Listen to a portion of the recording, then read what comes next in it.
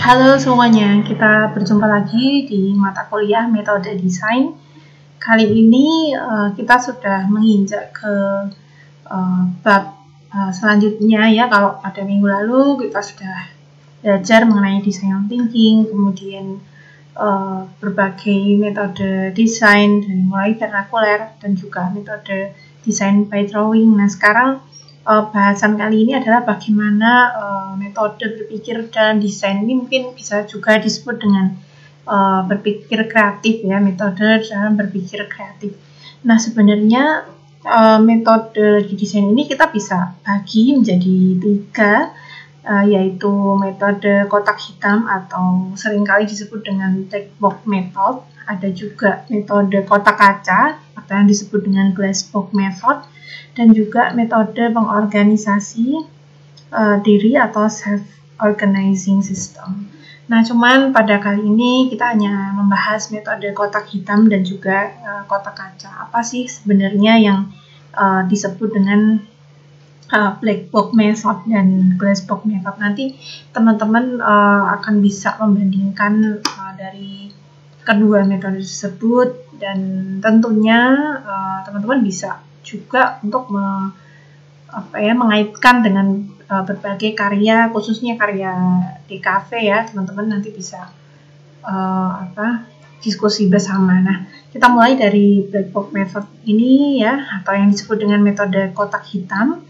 Nah, ini dikemukakan oleh Christopher Jones. Nah, sebenarnya di sini desainer itu diumpamakan sebagai black box yang bisa seketika itu menghasilkan kreativitas ya, itu bisa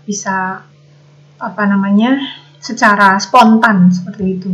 Nah, metode black box ini sifatnya lebih spontanitas ya, metode intuitif yang juga disebut sebagai imaging ya.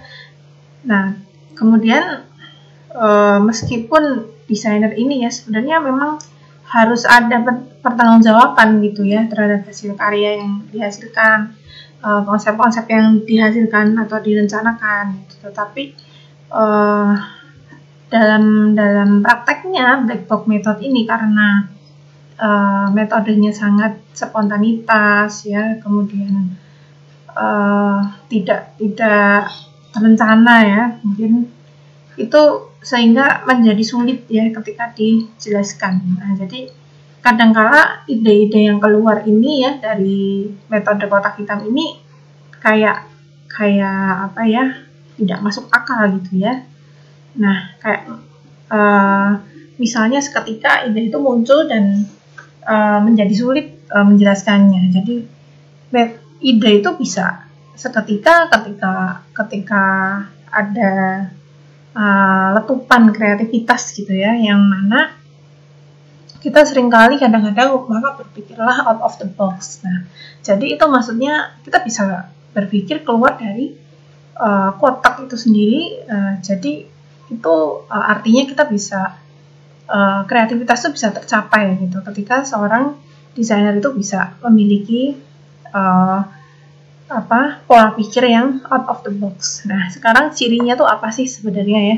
Ciri utama ya kita bisa lihat di sini ya. Jadi sasaran desain itu ditentukan secara pasti dan bisa berubah. Jadi ini sifatnya tuh tidak konstan gitu ya, tidak datar terus, tetapi dinamis ya sifatnya, seketika bisa berubah. Kemudian keputusan itu ya atau decision maker-nya itu bisa berubah-ubah juga tergantung dengan apa yang dihadapi dan juga masukan dari problematik yang dihadapi.